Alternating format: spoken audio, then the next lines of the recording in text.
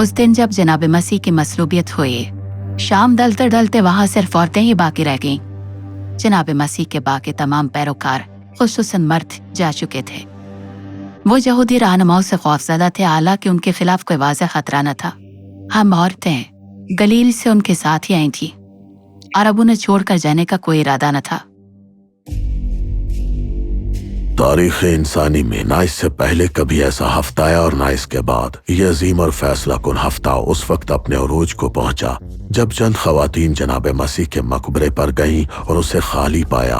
जनाब मसीह जो वफात पा चुके थे दोबारा जिंदा हो चुके थे।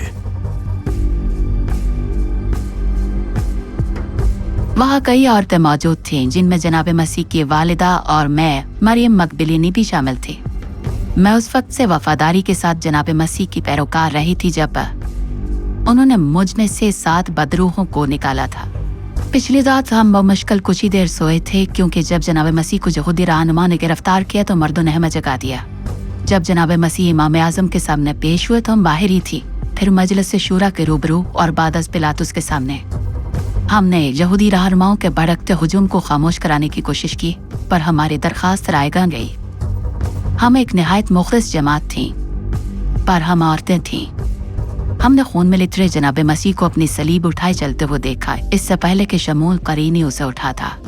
हम गलगता तक उनके पीछे चले और जितना मुमकिन था उनके करीब ही रहे। सिपाहियों ने उन्हें लटाया और उनके हाथों और पाँव में कील ठोंक दिए। जब सलीब को जमीन में गाड़ा गया तो हम ये मंजर देखकर लरज उठे और एक दूसरे से चिमट गए। हमने सुना कि दूसरी सलीबों पर लटके मुजरम जनाब मसीह पर तनकीद कर रहे थे, अगरचे उनमें से एक ने बाद में अपनी रविश बदली। इससे पहले जनाब मसीह ने यूहन्ना को अपनी माँ के हवाले करके उन्हें गोया एक नया बेटा अता किया था। यूहन्ना कुछ देर के लिए वहां आए। हमने जनाब मसीह को शदीद तकलीफ के आलम में भारी सांसों के साथ चंद कलमात कहते सुना और ये भी देखा कि एक सिपाही ने उन्हें नेजा मारा। हमने उनके जस्ते मुबारक को ले जाते हुए देखा, यानी अरमतिया के यूसुफ और निकोदेमस के जरिए। हम मकबरे तक पीछे गईं। हमने देखा जस्ते मुबारक को मकबरे में रखते हुए और पत्थर के लुढ़काए जाने तक हम वहीं पर रुकी रही। सब खत्म हो गया था। हमें चाहिए था कि शहर में वापस जाकर ईद फसा की तैयारी करती।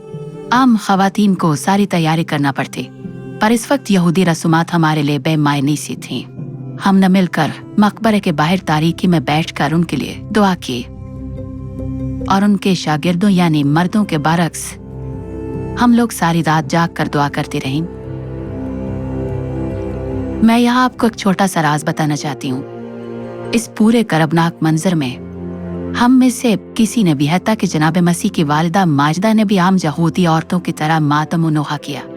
हमें पूरा यकीन था कि जनाब मसीह सब कुछ ठीक कर देंगे, जैसे वो हमेशा करते आए हैं। हम नहीं जानती थी कब और कैसे, पर ये कि वो करेंगे। तो मैं वहीं पर रही जबकि मर्दों ने उन्हें तर्क कर दिया था। उनका जनाब मसीह पर ईमान अभी मुकम्मल नहीं था। हम और थे, हमारे पास कोई और राह न थे।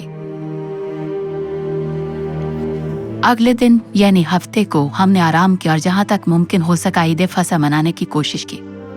फरीशियों के कवायद के बरखिलाफ मैं शहर गई और तमाम चीजें जमा की जो जनाब मसीह के जस्ते मुबारक की तदफीन की आखिरी तैयारी के लिए दरकार थी। ये काफी मुश्किल साबित हुआ, क्योंकि सबत के दिन कोई भी खरीदो फरोख्त नहीं करना चाहता था, मगर मैंने बहुत इसरार करके हासिल की।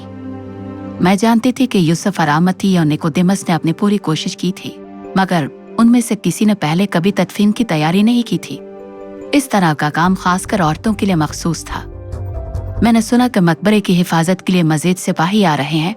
यहूदी रहनुमा खौफज़दा थे कि शागिर्द जस्ते मुबारक को चुरा कर कहीं ये दावा न करें कि जनाब मसीह जी उठे हैं, इसलिए उन्होंने पिलातुस को कायल किया कि ऐसा ना होने पाए। चनाचे उसने वहां पर पहरा मुकर्रर किया, मकबरा बंद करवाया और सिपाहियों को तैनात किए कि कोई गड़बड़ न होने पाए।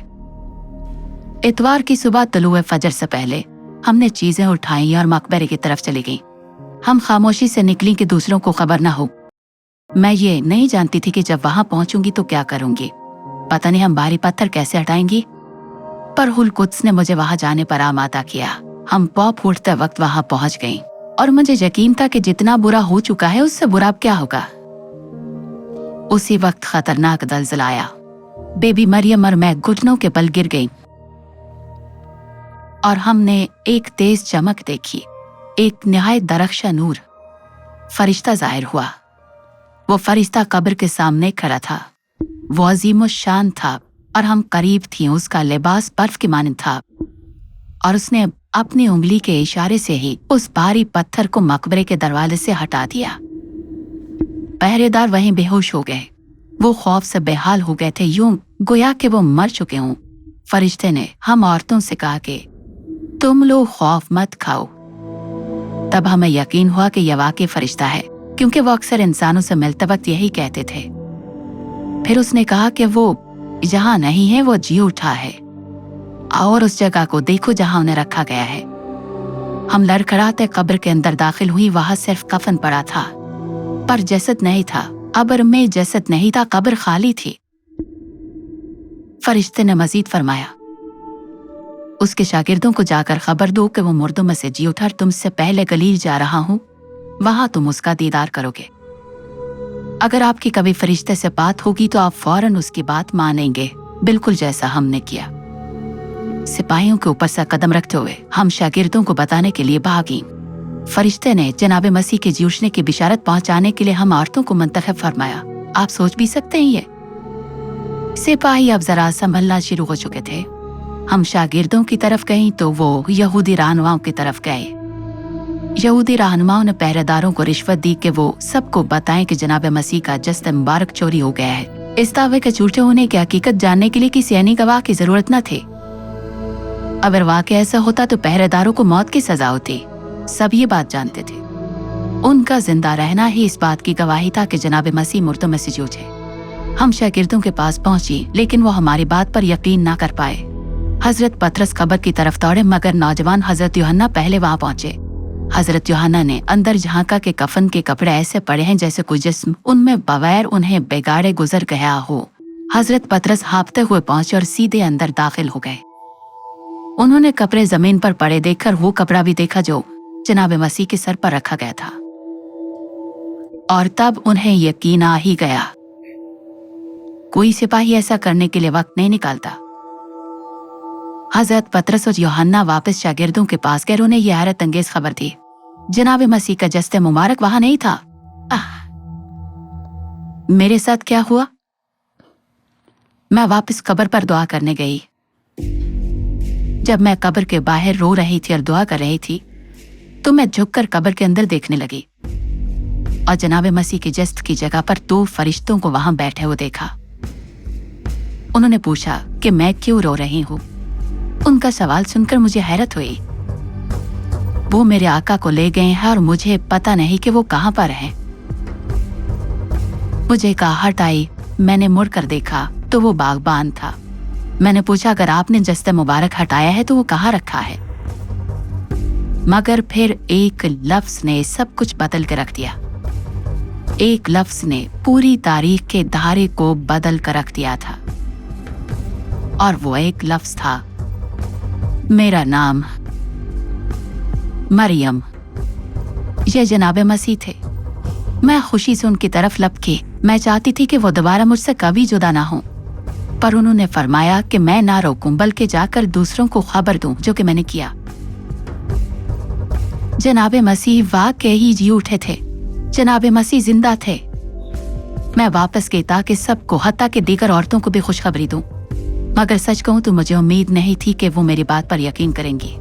पर ज्यादा देर न गुजरी थी, जनाब मसीह हजरत पतरस पर जाहिर हुए और फिर बाकी रसूलों पर भी। बाद में वो 500 से ज्यादा ईमान लाने वालों पर भी जाहिर हुए और अपने मामूल के मुताबिक उन्होंने एक कामिल मुअल्लम की हैसियत से उनकी आंखें खोल दी ताकि वो उनके सहायफ के हकीकी मायने समझे, और जो उन पर साबित कर दिया कि वही मसीह है। अब मेरे बारे में जो जानते हैं उसकी रोशनी में अंदाजा लगा सकते हैं कि इसके बाद मैंने क्या किया। मैं बाकी शागिर्दों के साथ गलील वापस चली गई और आने वाले कई हफ्ते मुझे उनका साथ और जनाब मसीह की रफाकत मिली। हो सकता है कि आपके दिल में भी शायद वही सवाल पैदा हो रहा जो मेरे दिल में था। जनाब मसीह ने मुझे क्यों चुना? एक औरत को एक साथ बदरूहों से गिरफ्तार औरत के वो उनके जी उठने की खबर से सबसे पहले वाकिफ हो? आखिर मैं ही क्यों? इसके बजाय ये जान लीजिए, आपको ये मौका क्यों मिला कि आप उनके बारे में जान सके? आपके पास इंजील मुक़द्दस क्यों है और उसकी खुशखबरी का पैगाम क्यों सुनते हैं? आप क्यों उन्हें उनके पैरोकारों की जिंदगियों में देख सकते हैं?